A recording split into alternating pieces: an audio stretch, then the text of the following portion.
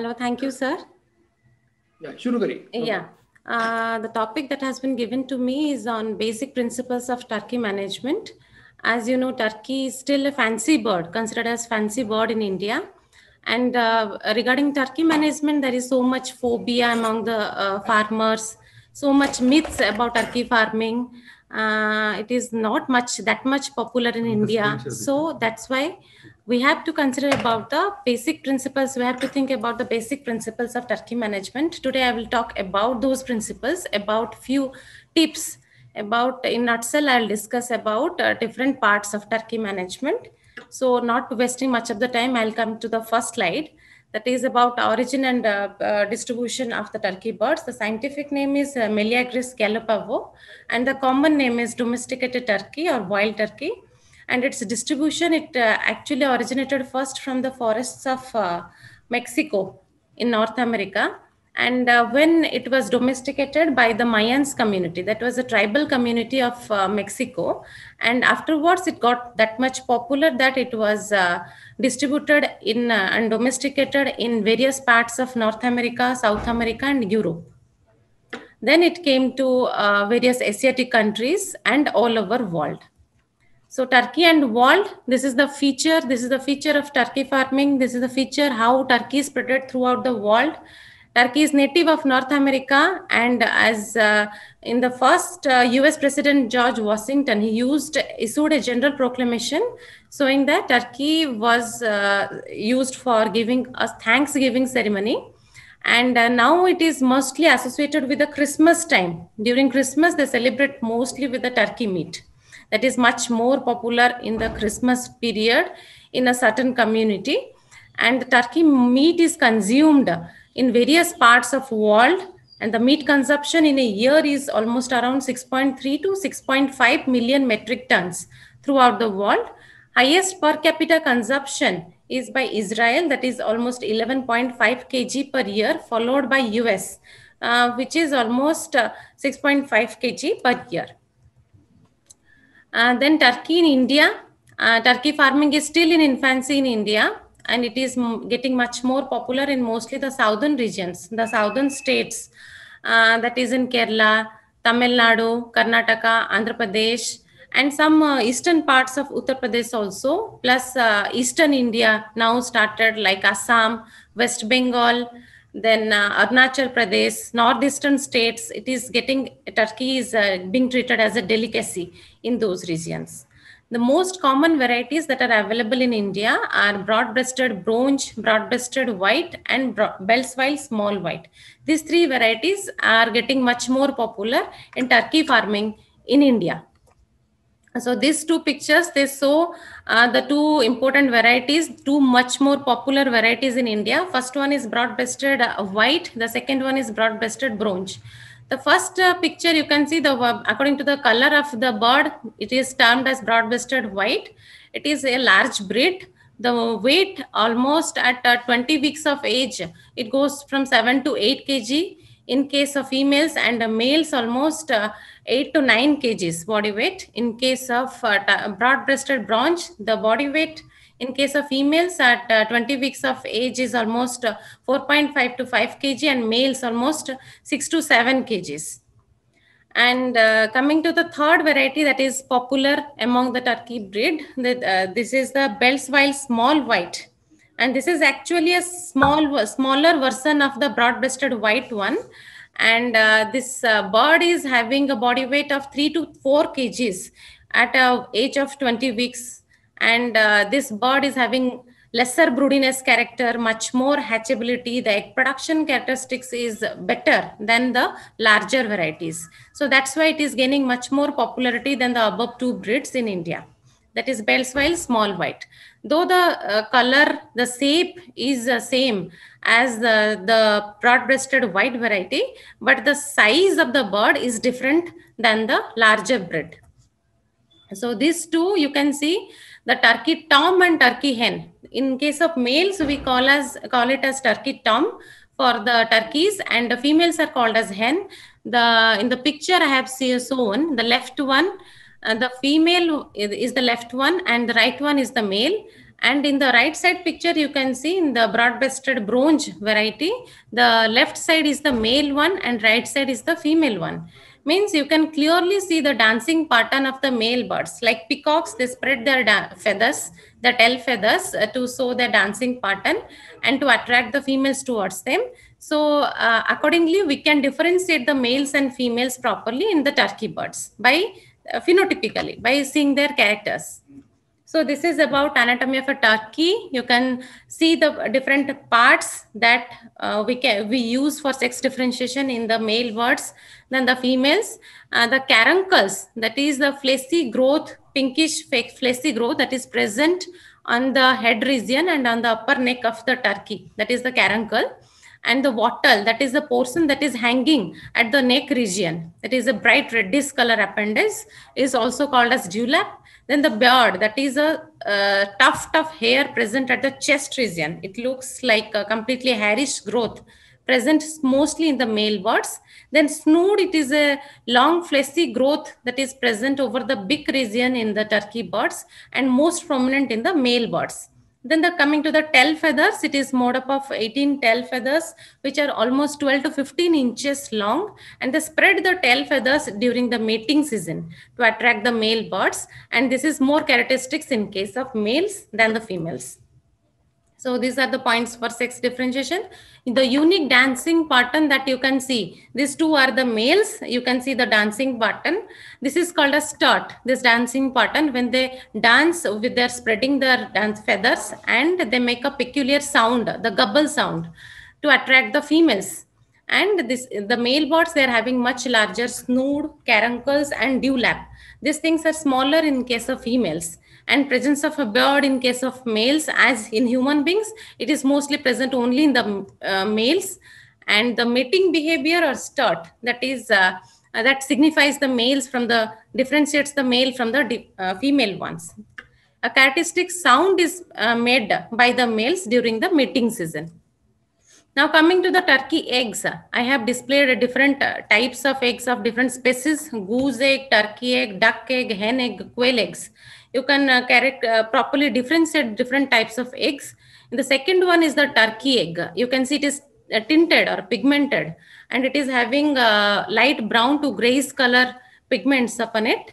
And the weight of the egg is almost 65 to 70 grams.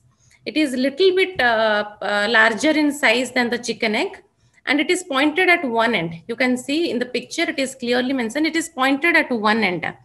And it is having very strong cell than that of the chicken eggs. In the chicken eggs, the cell thickness is not that much, but in turkey, the cell thickness is very high. So that's why they are called as strong celled eggs. The turkey eggs are called as strong celled eggs. Coming to egg production characteristics in turkey, the eggs start producing at the age of 30th week. 30th week, that is almost 7.5 months they start producing. And then the production period lasts for almost 6 months of age from the point of lay. Their annual egg production is almost 80 to 100 eggs. And we can keep the turkey for another cycle. If for the first cycle, they will lay almost 80 to 100 eggs in 1 year.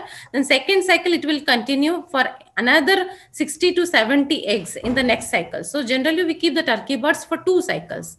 Nearly 70% of the eggs are laid in the afternoon period. So that's why there is very much easy to collect the eggs in the afternoon. We can leave the turkey birds for feeding and watering in the morning time. And in the second half, that is in the afternoon part, we can go for the egg collection. The protein content of turkey egg is higher. That is almost 13.1%.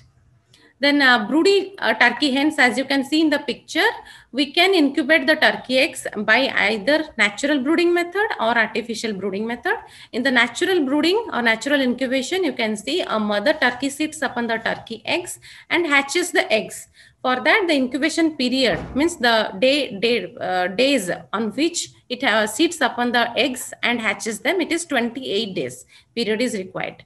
And in case of artificial incubation, if you can see, I put it is on the artificial incubator in the setter or the incubator that has been, the eggs are set for 25 days and next or last 3 days it has been transferred to a hatcher. So during the transfer period, you can check for the infertile eggs through candling. and you have to discard the infertile eggs through candling method. So for the first 25 days, it is kept in the incubator or setter, and last 3 days, it is kept in the hatcher with adequate temperature and humidity requirement.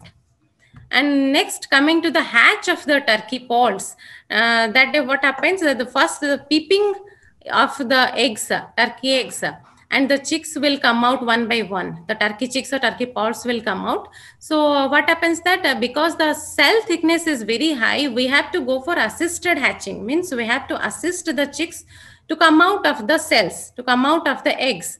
So it in the assisted hatching phenomena is characteristic in turkey, which increases the hatchability percentage by another 5 to 10%. So for turkey, it is advisable to go for to assist the chicks while they have started peeping out from the cells. So it is called as assisted hatching in turkey poults. And the turkey brooding, once the chicks come out, the turkey chicks, they look very cute, but actually this turkey chicks, you have to send it to the brooding at, once they come out from the cells. Then you have to send it for the brooding. You have to keep them inside a chick guard with proper temperature, light, and humidity, all those things. The feeders and waterers should be arranged properly. It should be adequate feeders and waterers available in the area. And the hover space means the chick guard space should be more in turkey than that of the chicken. It is almost double. That we will discuss in the next slide. This is the what brooding period is almost 0 to 4 weeks for the turkey birds. For 4 weeks, we have to keep them under the brooding. Then the turkey poults require double the hover space because there is a chance of huddling in the turkey birds. They huddle with the slightest sound from outside. They go and huddle up at a corner. Even if there is high wind is blowing from one direction, they go and huddle up. So to avoid that situation, we have to give them more hover space. That is, in an area, if you are keeping some 200 to 250 general chicks, you can keep maximum 100 to 150 turkey poults in the area. And brooding is done by infrared brooding method, gas brooding method, or electrical brooding method. These three are good for turkey brooding. Then basics of brooding, it is same as that of the chicks.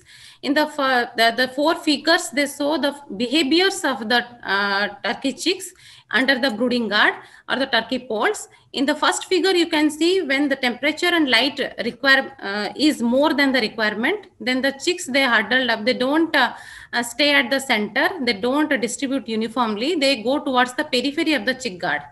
In the second figure, you can see the chicks are uniformly distributed. And in the third figure, you can see they are all are gathered up at the center, means the temperature is less than the required temperature. That's why we have to increase the temperature through thermostat control. In the fourth figure, you can see all the turkey chicks are huddled up at one area. It shows that it is a drafty condition. Means either there is some sound is coming from some direction or wind is blowing from some direction. So to avoid that situation, you have to go and check, investigate what is the situation, why the chicks have been huddled up like this. So the turkeys are actually bioindicator. The turkey chicks are bioindicators. So they will themselves show whether they are getting a good environment, a good temperature, good humidity or not. So from the arrangement, from the behavior of the turkey chicks under the brooding guard, we can estimate whether it is proper or not, the temperature is proper or not. The important points of brooding, floor space requirement is almost 1.5 square feet per bird. That is 0.5 square feet more than that of the chicks. Then the young poults are poor eater because they're very much sensitive and nervous in the first few stages. So that's why they're very much poor. They're very poor eaters. That's why we generally leave them along with chickens, few chicks who are consuming the feed. So along with the chicks, we leave some young turkey poults so that they learn how to eat along with the chicks. They are having very bad eyesight, very poor eyesight, and they're nervous. So that in that stage, they need to be force fed. Almost for first 2 weeks of age, they need to be force fed. For that, milk has to be given almost 100 ml per liter of drinking water. You can add skimmed milk powder also and feed them almost 100 ml per 1 liter of drinking water. One boiled egg can be given for 10 poults up to 2 weeks of age. Means first 14 days, you can give one boiled egg by mashing it and mixing it in the whole of the turkey feed. Then colored pebbles can be added or marbles to attract them because they are color blind, because they are having bad eyesight. Means so that's why to attract them we can put some colored pebbles or marbles, and chopped small greens because they're very fond of greens. The small greens has to be added to the feed so that by their smell itself they will come and they will take the feed from the feeder and drinker, and adequately feeders and drinkers should be available so that there should not get any of the difficulty in finding a feeder or drinker at the chick guard area. Then common managemental practices of poults. We do depicking at the stage of 3 to 5 weeks of age in case of turkey to avoid cannibalism or infight among the turkey birds. So that's why their upper beak and lower beak are caught at proper distance so that the cannibalism is avoided. Then desnooding, that is removal of the snood, is done at 3 weeks of age to prevent the fight injuries, because when there is a infight, they fight using their snood. That's why desnooding is done at 3 weeks of age. And detoeing, that is removal of the toe. In the first picture you can see that is the picture of detoed turkey poult, and the second picture is a debeaked turkey poult. So detoeing has to be done at day old stage. Even beak trimming also we practice at the age of 16 to 17 weeks before starting of lay. I mean, before their laying starts. So that's why, so that there will be less infight among the turkey birds, because they are having a tendency to fight among each other. Cannibalism, pecking, all those things are there. And trimming or cutting of nails is also practiced to avoid the fight injuries. So nails have been trimmed in case of adult birds at regular intervals. Once you see the nails have increased, you can cut it through a nail cutter or you can trim it. Otherwise, it creates injury to the female birds while mating. They sit upon their back and they will scratch their back portion. So that will create much more difficulty in the female birds. So you have to cut the and trim the nails of the turkey adult birds. The turkey meat, it is the leanest meat of all the species, and the calorie we get is almost 162 calories from 100 grams of turkey meat. It is rich in vitamin B12 and vitamin B6. So that's why we will go for more and more of turkey meat, especially during this Christmas time. Then it is low in cholesterol. Cholesterol content is less as it is the leanest meat. And dressing percentage, it is an added advantage of turkey meat is that dressing percentage is almost 80 to 87%. That is highest among all other poultry species. So when we will get a very clean meat, dressed meat, and the percentage is almost 80 to 87%. Then the different systems of rearing, we generally adapt two systems of rearing: free range system and intensive system. This is a picture of free range system. You can see in 1 acre of land, almost 200 to 250 turkey adults are being kept with proper sheds and night shelter. Shed means you can plant some trees so that they will get adequate shade in that area, and we can have night shelters. So they will scavenge, they will go and eat all the leguminous feed during the day, and they will come up to the night towards the night shelter area. So it reduces the feed cost by almost 50%. And we have to give them leguminous feed, mostly stylo, then desmanthus and lucerne. All those things can be fed to the turkey bird.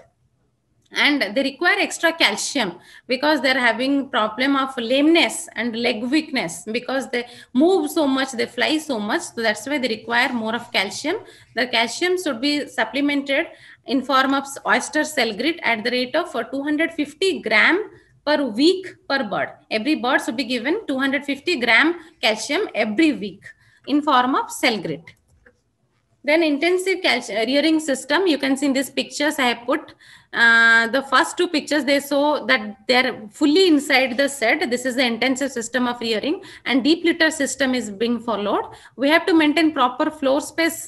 We have to give them proper floor space in intensive system of rearing. In the third photograph, you can see automation has started in Turkey, feeding and drinking. Automatic feeders and drinkers have been installed by different companies throughout the world, and it is getting much more popular, so that there is no wastage of feed and no spillage of water from the drinkers. So that is a new phenomenon that is getting much more popular. Already started in different parts of world, and in India also it is getting started. Automatic poultry feeders and drinking system. Then feed for the turkey birds, both pellet and mass feeding we can give for the turkey birds. And energy and protein requirement for the turkey birds is higher than that of the chicken. Almost 2,800 to 3,000 kilocalorie energy they require in the adult stage. In the chick stage, they require almost 28 to 29% of protein, crude protein. So that's why the protein and energy requirement is higher in the turkey birds, both in the chick stage and in the adult stage. And greens can be added up in their feed almost 50%. That what I have already told, Lucian, stylo and desmanthus are the preferred leguminous fodder that we can supply to the turkey birds.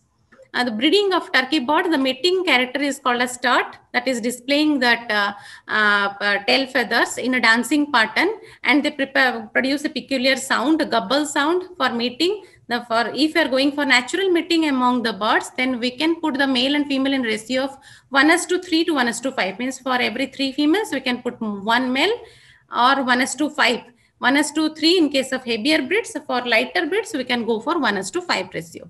We have to keep changing the males every 3 months because they develop a tendency towards a particular female. So to break the tendency, we have to keep changing the male birds in the turkey. And artificial insemination in the turkey birds give good result because they are heavy birds. They generally injure the females. So that's why we go for artificial insemination. That gives a very good result. These are some economic parameters for turkey farming. Average egg weight already discussed, 65 to 70 grams. And day-old poult weight is 650 grams. Age at sexual maturity means 28 to 30 weeks. Average egg number is 80 to 100. They lay almost 80 to 100 eggs. And incubation period is 28 days. Body weight at 20 weeks is 5 kg for female and 8 kg for male. Marketable age, we can consider it as 18 to 20 weeks as the marketable age for the turkey birds. Feed efficiency at 20 weeks is 3.25. Means by consuming 3.25 kg of feed, they will gain a body weight of 1 kg during 20 weeks of age. And mortality ratio is 3 to 4%. Common diseases of turkey like mycoplasma infection, it is very much common in the turkey birds. Then fowl pox, we generally find it in the free range systems, Newcastle disease and avian influenza. Another thing, this worm infestation is also very much common in the turkey birds. That's why we have to go for deworming every 1 to 2 months interval in the turkey birds, whether they have been kept in free range system or in the intensive system. We have to go for deworming in the turkey birds. So coming to mycoplasma infection, you can see the facial swelling in the birds and exudates coming out from the mouth and nose region. There will be gasping, means open mouth breathing among the birds, and the color of the comb, it will change from reddish to bluish color. All those things will show that it may be infested with, infected with mycoplasma. Then pox lesion, there will be there confirmatory lesions of pox in the birds. It can be avoided by vaccination in proper age. So pox lesions, that is mostly found upon the caruncles, head, neck region. It is particularly seen in case of growers and adult turkeys. Newcastle disease, and see, you can see in the picture, there is a twisting of neck, paralysis of the birds, and open mouth breathing, heavy mortality in case of Rannicke disease, in Newcastle disease in turkey birds. It is an important disease for turkeys. So we have to avoid the disease by, we have to prevent the disease by giving vaccination at proper age. HPA, or highly pathogenic avian influenza, that is they are very much sensitive towards HPA infection, and that time there is heavy mortality in the birds and death, almost 100% death of the turkey birds, cyanotic combs and wattles, and sometimes there will be atrophy of the pancreas, and in the muscles there will be atrophy of the muscles, weakness of the birds, open mouth breathing, and sudden death without showing any symptoms, heavy temperature. All those things is found in case of bird flu infection in turkey birds. So this is the vaccine schedule that we follow. In case of Newcastle disease, the B1 strain is given at day-old stage. Then in fowl pox, the age of 4th and 5th week, we give the fowl pox vaccine. Newcastle disease, again a booster dose is given. R2B live injection is given at 6th week of age. Fowl cholera is done at 8th to 10th week of age in case of turkey birds. This is the common vaccine schedule that we generally follow for the turkey birds. Other conditions are there like blue back. The back will become bluish in color, cyanotic in color in case of turkey, that is called as blue back syndrome. Then pendulous crop. The crop area, because of deposition of feed and water continuously in their crop, it becomes pendulous. It looks like a ball. So that is called as pendulous crop syndrome in case of turkeys. And cannibalism, that is very much common, we have already discussed among the males and also among the females. The cannibalism thing is very much there. If there is deficiency in feed, if there is a deficiency of water, there is mineral deficiency in the birds, deficiency of salt in the birds, they will go and fight among each other. If extra males are there, also there is tendency of cannibalism among the turkey birds. So this is all I have about to talk about turkey farming. Thank you, sir, for giving me these opportunities about the turkey management. Thank you, sir. You can stop the screen. Thank you. Yes, sir. Very informative. Thank you so much, both Dr. Abhijit and Dr. Sonali Nanda, who gave wonderful presentations on ducks and turkeys. Probably now we'll have some bio break, you know. Excuse me, sir. Excuse me, sir. Sir, I have a short video to show them about our turkey farm, that our turkey farm, sir. One small video, sir. Time required? Sir, 1 minute, 1 minute. Sir. 1 minute. This is our turkey farm, a turkey unit. The birds we have maintained because of this corona period, we have reduced our stock. But still, we are having some of our turkey birds. They're both broad-breasted bronze and broad-breasted white. These two breeds are there. You can see the hanging feeders, the GI feeders. The biggest turkey unit in India, government farms, you know, we just converted this EMU unit. Earlier EMU unit, we converted into a large way of semi-intensive farming with the range, and you can see the night shelter, wonderful turkeys. Average weight will be male around 2 to 10 kilos. This is the run space, free run space we have provided. When we give them greens, we leave them into that space.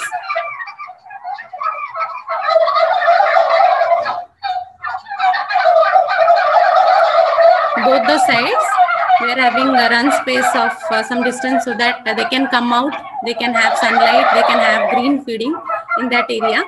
This is a semi-intensive system of rearing.